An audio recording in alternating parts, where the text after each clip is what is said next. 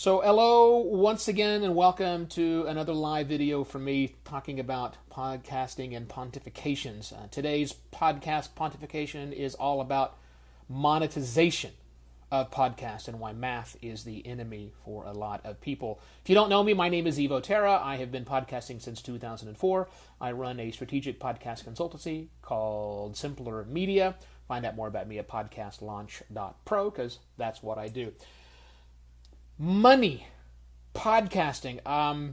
So I get contacted by a fair number of people, a few a week, who want to launch a podcast. And they all, well, I shouldn't say all, but a lot of them say, I want to launch this podcast, and I eventually want to get enough sponsorship money to be able to afford you, me, Evo, because you, me, Evo, are not inexpensive. And I also want to feed my family and turn off my sound. And I always have a little bit of I don't have an issue with that, but I always like to give my clients a bit of a reality check. See, most of the clients that I work for are professional service providers or business principals who don't really need to have an audience in the hundreds of thousands. That's not their goal. That's not their customer base. They really want to use this more as a lead gen tool to communicate with the most important audiences that they have. But I do work for a few clients who have much more general interest shows, and in their cases, and in fact, even in the case of my clients who are businesses, everyone would like to have their podcast have more people. Great.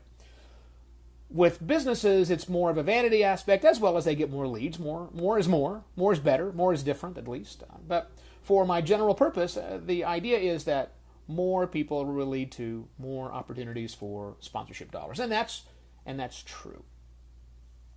But let's look at the numbers for just a moment. So there's two ways you can get advertising dollars on your podcast. You can get or sponsorship dollars, for your podcast. One is you base it off of what the current going rate for podcast sponsorships are. If you are a general interest show and you think that you also would like to have Casper mattress or Blue Apron or let's see, who are the other ones? ZipRecruiter or any of the other dozens of companies that are now advertising on podcasts. If you want a piece of that pie, great. You can do that. There are lots of different advertising clearinghouses out there that will be happy to add your show's inventory to their inventory. Yes, Squarespace is another one. But here's the reality of that. So ads are sold in the general purpose shows like this on something that is called CPM. And that stands for cost per thousand. Yes, it should be CPT, but it's not. It's using the Latin term for thousand, which is mille, M-I-L-L-E, cost per mille, which means cost per thousand. That's how they're sold.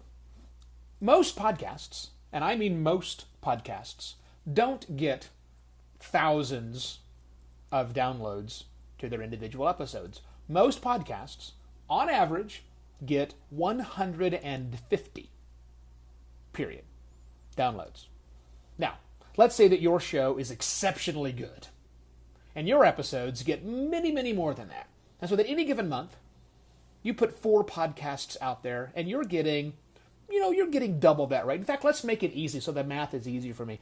Let's say that all 4 of those podcasts, you're getting 250 downloads. That's almost double what the average podcaster sees. 250 downloads per episode. You're double, almost double what most podcasts see. So that would give you a total of 1,000 downloads across the month that you could count towards your advertisers. So you take that CPM, you've got one of those, one CPM. The average CPM for a show, somewhere between $5 and $25.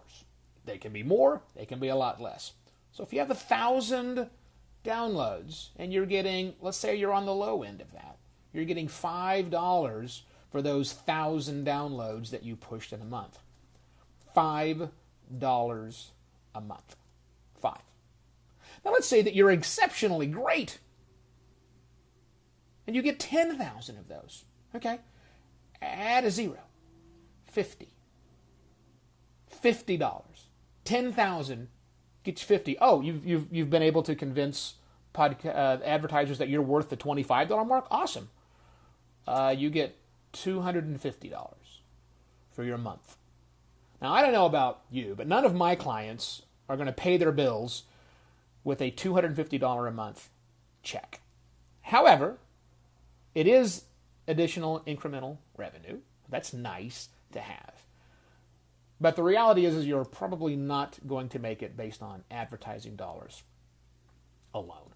Not unless you are exceptionally big and exceptionally large and put out multiple shows a week and all sorts of other little frequencies. But always go back and do that math. If I really want to get advertising dollars, how many downloads do I have to get? Knowing that, on average, $5 to $25 CPMs. It's a big number. How many episodes do I have to put out so that I have enough inventory that these ads can get inside of? Math is sometimes the enemy of podcast monetization. Now, in reality, you don't have to go for the Caspers and the Squarespaces of the world. I mean, those are great and fine, but they're advertising on the big dogs. It might be hard for a small podcast, whether it's an independently produced show that has a general audience appeal or a highly produced but very niche-focused content. You may not be able to get those advertisers, and in fact, you probably shouldn't get those advertisers. You should instead go out and try to find your own sponsors of the show, which brings the question of how much should they pay?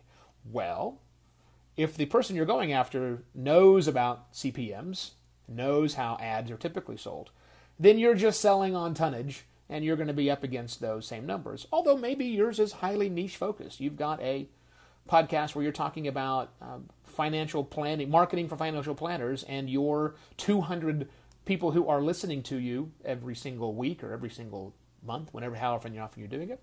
All of those are highly focused and exactly who you're looking for. Well, A, prove that. But B, if that's the case, then you could definitely charge a lot more than that, because reaching that audience with the right message is fine. You can charge significantly above that. How much? I've no idea. Nor does anyone else. It's what's it worth. What are their other options in your industry? Is there a magazine? Is there a radio program? Is there a television? Or is there a newsletter that they can advertise in? What does that cost them? What does that get them? And how can you target into that? But you kind of have to make it up as you are going along. Many new people that get into podcasting think that it's a huge well of opportunity for bringing in money, and it certainly can be. That certainly can be. I mean, I've made a career out of podcasting.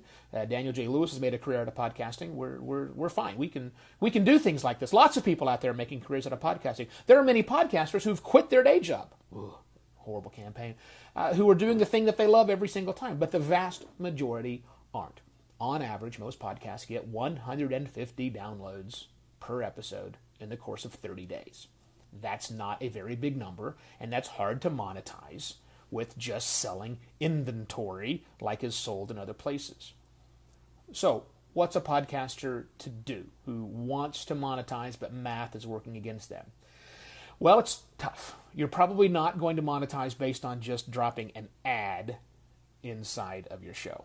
What you need to do is find other ways to bring value that your corporate partners, your sponsors, might actually like. And how do you do that? I don't know how you do that. It depends on what they want. It's going to be customized for each and every niche.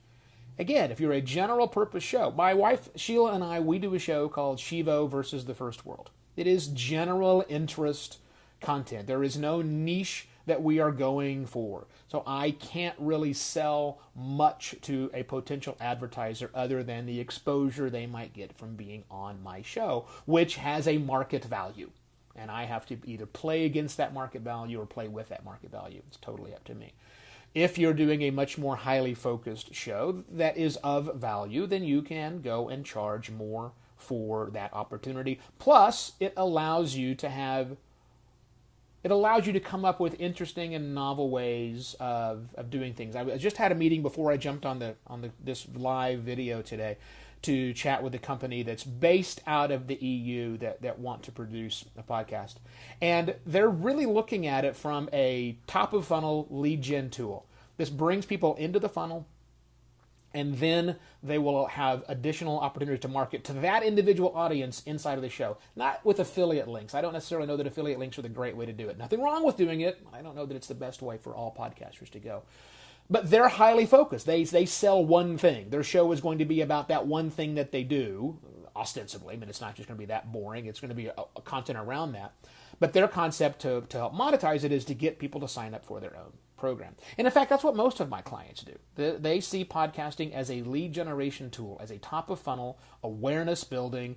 This is who I am, and this is the kind of content that I produce on a regular basis. Shouldn't you listen to me every week or every other week, or how often they're producing it? And then what else comes out of that? What are the additional ways people can get information? News and entertainment, tougher to do that.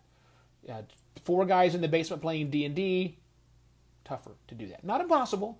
Not impossible. I'm not saying you shouldn't monetize, but I'm saying you should definitely break out your pen and your paper and do the math and see what the value happens to be.